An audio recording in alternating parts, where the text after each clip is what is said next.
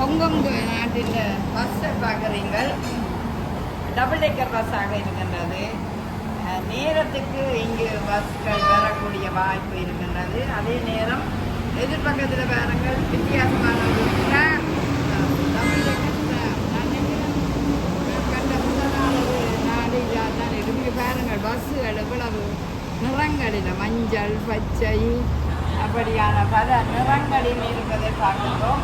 இது வந்து ஒரு ஹைவேஸாக இருக்கின்றது. வேகமாக வாகனங்கள் வந்து கொண்டிருக்கின்றன. மாடி கட்டிடங்களை பாருங்கள். ஆமாம், இந்த ஹொங்கொங்கில் அதிக அளவுக்கு பார்க்க வேண்டுமென்றால் 50-60 மாடி கட்டிடங்களுக்கு மேலாக இருக்குது. இங்கே ஒரு கோபுரம் மிக உயரமாகவே இருக்கின்றது. பல அடி உயரமான கோபுரங்களை எல்லாம் பார்க்கின்றோம்.